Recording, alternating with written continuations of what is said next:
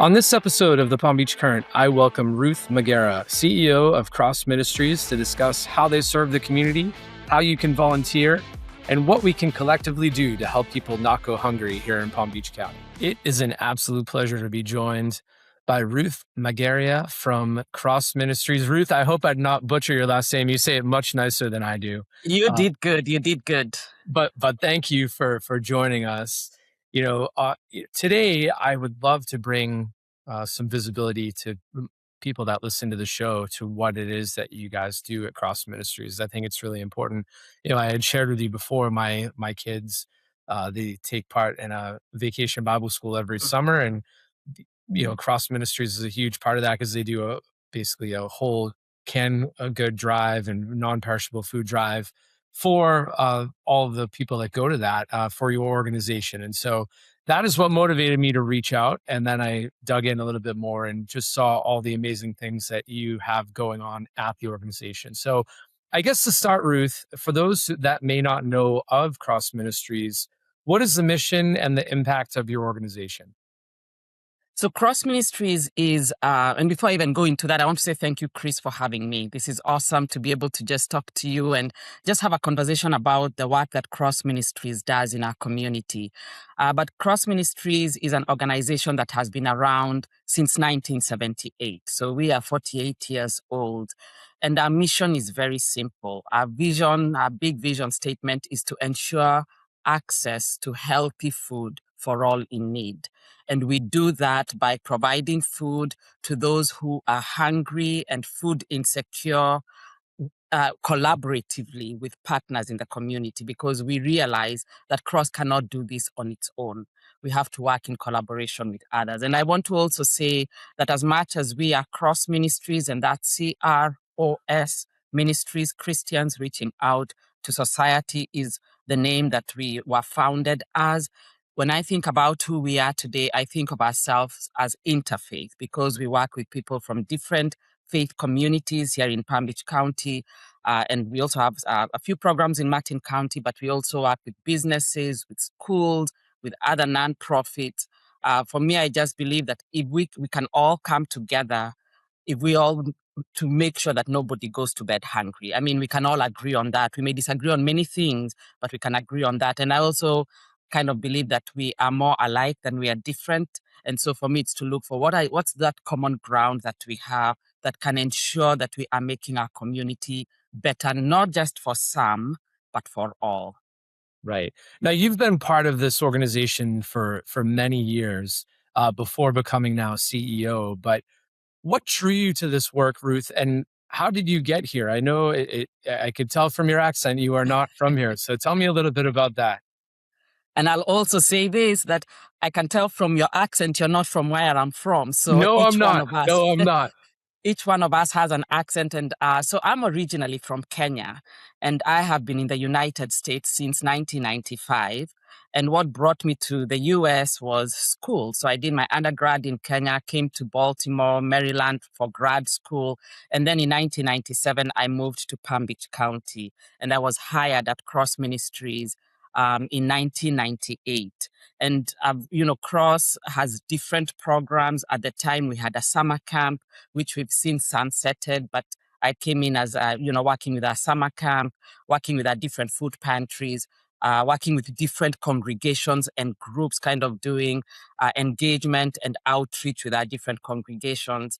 And then in 2010, after 12 years, I decided to move back to Kenya with my family. There were things that were going on that needed our attention. And so I moved back, only for me to come back 3 years later after being hired. Very similar to what you and I are doing right now. I was interviewed via Skype. I don't know whether Skype still exists, but it was over Skype. And I remember having to turn down, I was still in Kenya at the time, turn off my video because I didn't have enough bandwidth for video and audio for the interview. I was interviewed back, and I came in as the executive director in 2013 and now CEO. So It's been a long journey. It's been one of the things that brought me back. People always ask me, why did you come back? There's a lot of need in Africa. But for me, I believe that it doesn't matter where you are, there's always going to be a need. And so for me, I felt that was what I needed to come and do when I moved back to the US. But then for me, the biggest thing that really drew me back and still keeps me going in terms of the work that we do at CROS Ministries is the collaborations we have. The fact that we can all come together and decide that we want to make sure that there is no hunger in Palm Beach County. Right. No, that's admirable, and what a story. I mean, to go from Kenya to here, back to Kenya, and then back to here, that is quite an inspiration. And I'm curious, knowing that, is there any kind of connection that you have between Kenya and Cross Ministries? Are there places that you support back there, crossing both ways? Yes, so Cross is Palm Beach County and Martin County oriented. But for me personally, I go back to Kenya once a year. But definitely, all my family is in Kenya. I have, as I have a son who's here to almost 24-year-old that is with me here. But my family is there, so I go back to Kenya every year. But more than that, I think I have skills and talents that I'm able to impart with, those who are in Kenya. I have associated and I'm part of the Kenya Association of Fundraising Professionals. So I have been invited back for conferences and working with different groups and just talking about especially capacity building for different nonprofits back home in Kenya and also in Africa. So that's kind of my big desire, is to be able to influence from wherever I am, even though I'm here in Florida, to be able to influence and impact some of what is going on in different parts of the world, because the need is great whichever way you look at it. And also thinking about what are the resources that are available, even within the African context, the Kenyan context, that can help make a difference, even back home. Absolutely, Ruth. You know, I think a lot of times Palm Beach County in itself, people think of Palm Beach Island and they think of more affluent areas that, we have some of the wealthiest people in the world that live here and work here. But I would be curious, in terms of what hunger looks like in the area. Clearly, you guys have a very distinctive mission to make sure Mhm. people are fed and nurtured and eating healthy food. What is the picture of that? What are the things that maybe listeners to this don't see or hear? On a given day, I mean, how many people are going without food in the area? So, first of all, I want to be able to say that there's a difference between hunger, where people don't have any food to eat, and food insecurity. So, food insecurity is what we are seeing a big deal of. And food insecurity just means there's not enough food to eat all the time. You might have food some days. You might have to make, do I have breakfast or lunch? Do I have lunch or dinner? Do I cut back on what is on my plate because there's just not enough food? And then the other big thing is also access to healthy food. So you might have food, but it's not healthy. Right now, food is foundational, food is medicine. So if you don't have healthy food to eat all the time, then that means you're food insecure. You don't have the quality of food that is needed. And so going to your question, so you've also asked about who's hungry here in our community. Right now in Palm Beach County, there's 192,000 individuals who are considered food insecure. That means they just don't have enough food to eat all the time, or they don't have access to healthy food all the time. So that's one thing.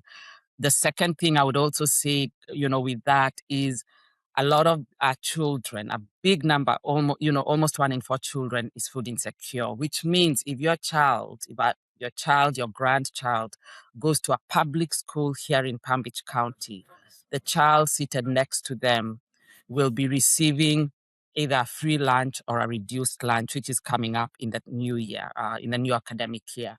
So so when we think about who's hungry, a lot of our children are. The other big group that we don't think about are our seniors. Many of them moved to Palm Beach County to retire here. They bought condos, and right now they are being priced out. Their HOA fees are going so high. And so that's another face of hunger that sometimes we don't think about. When we also think about why are people food insecure, why are people coming to programs like CROSS, it's because of the cost of living. when you think about housing, is very expensive. When you think about anything to do with housing, whether it's your rent or a mortgage or your HOA, property taxes, I mean, gas prices are going up and down, which increases everything. You and I will go, Chris will go to the grocery store, and sometimes I have to step back and say, do I really need to buy this item? Can I look for the name brand? So the cost of living is what is really driving people to come, seek food assistance. The question, and going back to also the question you asked about Palm Beach County, and everybody thinks it's very wealthy, which it is. There is a lot of wealth, but there's also a lot of people who don't have enough, to make ends meet. I always think of Southern Boulevard or State Road 80, which starts on Palm Beach, on the island of Palm Beach, and goes all the way west to Belglade. And if you travel State Road 80, you will see a dissection of what Palm Beach County really looks like, because that's what Palm Beach County is. It's not just the island, it's not just Jupiter, it's not just Wellington or Boca, it's everything in between. Right. No, well said. And your point on groceries, I mean, I see it myself, right? You go to any of these grocery stores and the prices have doubled, tripled. I mean, you can't go in Yes. and buy food without it coming out to some cost that makes you say, "Oh my god, I can't believe I'm actually paying this amount." So, yeah, I can only imagine it within the community, all of the people that are overwhelmed with this right now. Ruth, in terms of I think we hear, and I want to get into both sides of this, but people that need food, right? If they're listening to this and they say, "Oh, I don't know, like, is this a good fit for me? Can I come down and talk to Ruth and her team?" What Yeah. does that look like, right? Are do people come directly to the building? Do they reach out to you? I mean, how do they take advantage of some of the food that you were able to bring in and provide to people? So let me also talk about how we provide the food in terms of our program. So we have community food pantries. We are serving in 10 different locations, 9 of which are here in Palm Beach County, all the way from Jupiter, going as far south as Delray, far west as Belglade, and then in between in Wellington, the town of Haverhill, West Palm Beach, Lake Worth Beach, Riviera Beach, and West Palm Beach. And then in Martin County, we are in Indiantown. So those are food pantries where people can come in and they will get groceries as well as fresh produce and meats, frozen meats that we get from our different food banks. We get food from donations, like the food drive that happens at the Vacation Bible School where your children attend.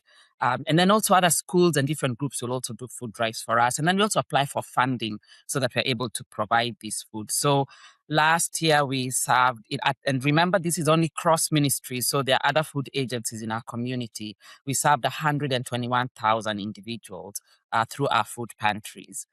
So that's a food pantries. And many of the people coming in, I have to say this, are coming in because the money just isn't enough to pay all the bills. And so they have to pick and choose. Do I pay my rent or do I buy food? Do I pay to put gas in my car so that I can get to work, so that I can make some money and pay bills? Or do I buy food? So those are kind of the very hard choices people are making. And those coming to our food pantries are grandparents and parents who have dependents. And many people who had never thought they would ever be in a food pantry. So that's who's coming in. We also have a hot meal program in Delray Beach. And the hot meal program, the Caring Kitchen, we serve hot meals at lunchtime, and we also deliver to those who are homebound within a 3 zip code radius in Delray Beach. So we're doing hot meals. And then we also have our gleaning program where we go out into the field and we recover fresh produce that would go to waste. Because we have Palm Beach County and Martin County are very rich agricultural communities. And so the farmers allow us into their fields. We bring in about 3,000 volunteers since December, November of last year.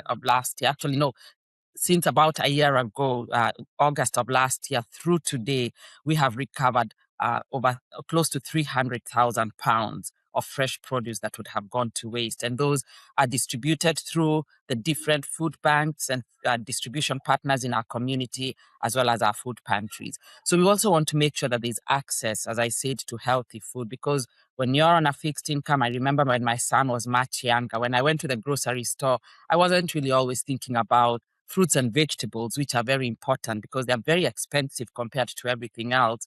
But we are able to introduce that. So if somebody is in need of food, maybe they're running out. What they need to do is come to one of our food pantries. They can go to our website, which is www.crosministries.org, and they can find a list of all of our food pantries and where they are, as well as the times that we are open. They'll find out information about our Caring Kitchen program, and then they'll be also to find out what they need to bring with them to the pantry because we provide food depending on the family size. Okay. And what does that look like? I mean, because I think some people right now people financially are really stretched to the max, right? And I think there's a lot of pride and that goes Mhm. into this and oh, I don't know if I could go there. I mean, is there a cost to get this food or I go in there and I've never been before? What does that experience look like? So I totally get it. If you've never been, it's very embarrassing. Nobody wants to be going to a pantry. I think I put myself in the shoes and I'm like, I will do whatever it takes to make sure I make ends meet. And so going to our pantries, and I want to also say this not just to those who will be coming to our pantries, but also to those who are listening. Because a lot of times people will ask the question, how sure are you the person coming to our pantry is really in need? I mean, look at the car that they are driving. And I want to say, please don't look at their car because that may be the only thing that's paid off, that's helping them make a little money to be able to do the other things that they need to do. So it's a very embarrassing thing to do. And some people, as you said, pride. I don't want to go to the pantry and seek assistance because I always feel there's somebody else who needs it more than I do. But I want to encourage you that if you are at a point where you don't have enough food, you're making some choices, and our food pantries are really not the grocery store. We don't want you to be coming all the time, but you come twice a month because we know that there is a need, and maybe you're waiting for your paycheck to come through. You're waiting for right now. There are so many things that are changing just within with government policies, and so some people who may be receiving some of the benefits will. Some of those will be reduced. So, coming to our food pantries, there are volunteers there waiting for you. We want to make sure we are listening to what you have to say. We'll ask you questions, to determine your family size. We might ask to see proof of, if you come in and you say that you have a family of 5, we might want to see proof of that. And that could be children's report cards because we want to give you food that's enough for your family.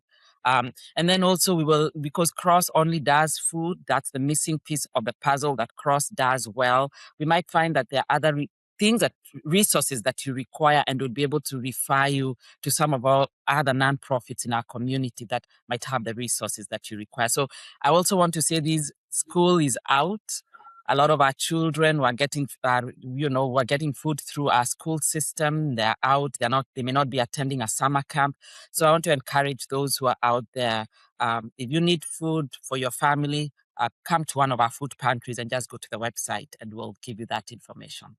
All right, perfect. Yeah, thank you so much for explaining that. I also want to talk about the other side of this for people that are listening and they say, wow, what an amazing organization. I'd really like to try to help. You mentioned going out and helping on the farms and pick up produce that is left. Could you take us through the volunteer roles that are open right now? Because I will say, Ruth, right? A lot of the charitable organizations in our area, and I've heard this from multiple people want to help. And then they go to help and they're like, well, we actually don't need the help, right? Or there's restrictions on how to help, right? You can't just jump into it. So take us through the roles that are open. Like you said, kids are out of school right now. There's a lot of parents out there with kids at home that they would love to be doing something rather than just sitting there and playing on an iPad or whatever else. What is it that the listeners can do to help your organization right now? So in terms of volunteers, I want to say that, we're always looking for volunteers. If you go again to our website, all the different volunteer needs are there. But some of the things that we're looking at, especially our food pantries, are people who would come in and they would, help give out the food. So they are bagging the food, they are giving it out, they are straightening out the shelves at the different food pantries. We also need someone who we do an intake. So it's kind of going on the computer, very short intake. But if I come in, I give you my name, you enter some of that information on the computer. So we need somebody who can be able to do that. And again, those are for some of our different pantries. Some of our pantries are in buildings where our community partners have allowed us to be in their building. We also have a mobile pantry that goes to 4 different sites in our community. So that's all explained in the in terms of on the website, in terms of what our current volunteer needs are, because they change. As soon as we fill a position, we remove that and we are looking for other things. But the pantries, right now, there's a big need. Our caring kitchen program in Delray Beach, we're always looking for people who can also help deliver some of the food that's going to our homebound, prepare it and serve it. So all that is included. And then with gleaning, right now, we are gleaning mangoes. We are at the Solid Waste Authority transfer station, which is in Lantana. They have a grove that we manage. And so we are looking for volunteers who can glean. And when we say glean, it's recover the fresh produce. So it's harvest the mangoes. I have to say this, and that all that information is on our website. I have to say that if you are gleaning and you're going and doing mangoes are part of the poison ivy family. So you want to make sure that if you're allergic to poison ivy, you do not want to come glean mangoes. But that's where we are in terms of gleaning, because most of our other field gleaning is over. It's usually between January and May. For you to volunteer, we do have an orientation and training that happens, and you do have to go through that. But once you say that you're interested in volunteering, you go to our website, and there's a way you can even just send an email to info at crossministries.org and say you're interested in volunteering. Somebody will reach back out to you, and then you'll go through an orientation, and we're having those several times a month. Our director of outreach is doing those, and then you'll be able to volunteer. Coming back to youth, and especially now during the holidays, one, because we also have a child protection policy. We do have an age in terms of how old the youth need to be. So if they are very young children, they would need to be accompanied by their parents. And then as they get older, they might need to have somebody who's supervising them. But that is something that we can talk about when you do talk to our director of outreach, in terms of, especially with the youth, the under 18s are still in school, how they're able to volunteer. But there are opportunities for them. We just have to make sure there's supervision involved. Okay, fantastic. And we'll be sure to highlight all of the website links of how people can Yes. volunteer and help, or if they need your services, we'll do that when the episode releases. At this point in the show, I'd like to ask some questions unique to everyone, and I'd like to ask yours a little bit different, though, right? I mean, Okay. and you're welcome to give the answer the way everybody else does too. I usually ask everybody what their favorite restaurant is in Palm Beach County, but for you, I'd be interested, is there a restaurant that really steps up to help with cross ministries? Is there someone that says, "Hey, we'll package up all of our food that doesn't get used and give to you"? Is there anything like that going on right now? Yes, we do have lots of restaurants and other community groups that do that. So I want to say, like, when you think about, like, in Delray Beach, we have, your Chick-fil-A, your Whole Foods, you're getting food. Wawa will give us food for our different pantries. We get bread from Public. So it's not just restaurants, but it's also other groups. So we're really, really grateful, because we don't want to see food going to waste. We also have, even for our hot meal program, people will have an event, like some of these bigger events, your garlic festivals and some of those, and they'll call us and say, "We have all these leftover food. Can you use it?"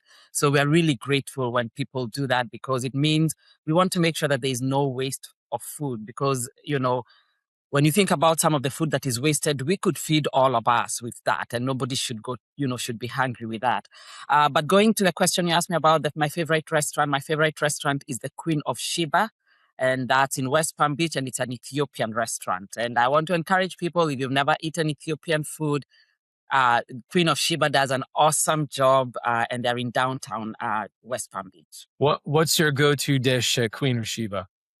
My go-to dish is called Doro Wat, and Doro Wat is the national Ethiopian dish, and it's a chicken. It's chicken with lots of flavor, and I would say, for me, I don't find it spicy, because it's and lots of flavor with a thick stew, and then you use the bread that they use is injera bread, and it's kind of like fermented bread. So it's really good. It's a new experience. I took some friends a couple of weeks ago, and we all enjoyed ourselves. Now the big thing is, and I want to make sure Lord Joe Washington, who's the owner of Queen of Sheba, hears this. Is you use your hands, and so I do not. I've tried every time I go to Queen of Sheba. I'm always asking for a fork, but I've started using my hands, and the experience of using your hands and touching the food and putting it in your mouth, and also sharing it from a big dish with those that you're with is such an experience, because it reminds us that we are all connected. It reminds us that we are breaking bread together. It reminds us that we are all we all share the same thing. So it's a really neat experience. Fantastic. That's the first time that they have been shouted out on the program. So I am sure there will be interest in that restaurant on the week that your episode airs. Good. A couple of questions left. I also asked the best small business or service provider that you deal with. Is there anyone in the community, whether they help with cross ministries or it's someone you personally use or a business that you like, that you think people should know about?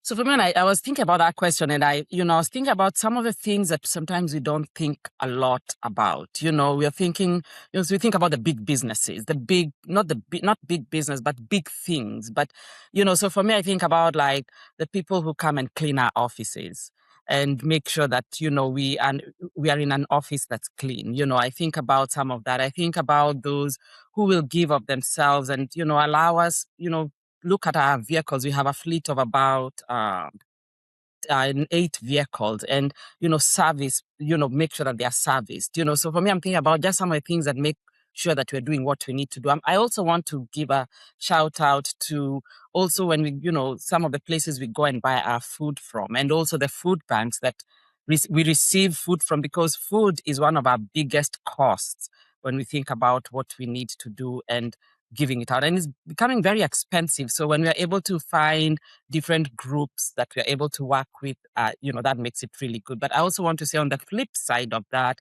not just a service provider, but I also want to talk about some of the um, groups in our community that have food drives for cross, whether it's your vacation Bible schools and different congregations, including our synagogues, whether it's businesses, whether it's schools. They do big food drives, and we would not be able to do what we do without them. So I also want to give a shout out to them. Well, fantastic. Ruth, before we wrap up, if you could tell listeners the best way to get in touch with you, to follow Cross, any of those contact details that are pertinent to them. So as I said, CROS Ministries, CROS Ministries, crosministries.org is our website. Area code 561-233-9009 is a way people can also connect with us by phone or send an email to info@crossministries.org. It will be routed to the person that you need to answer that. But there are different ways. And for me, I want to end by saying this, that sometimes we look at the need that's in the community. I've said 192,000 individuals need food assistance. And sometimes I may feel I can't even do much. I'm only going to bring a small bag of food. I'm only able to maybe shop for $20 or $10. I want to say that if we all did it collectively together, we will make a difference. So if I bring my 5 cans, Chris, you bring yours, somebody else, before you know it, we have 100, 200, 300 pounds of food. So let's not neglect whatever small thing that we can do, because it's that small thing that will make a difference. All right. Well, Ruth, thank you so much. You're an inspiration to me and to sure many others in the community. Thank you so much for taking the time. All right. Thank you. You take care, Chris.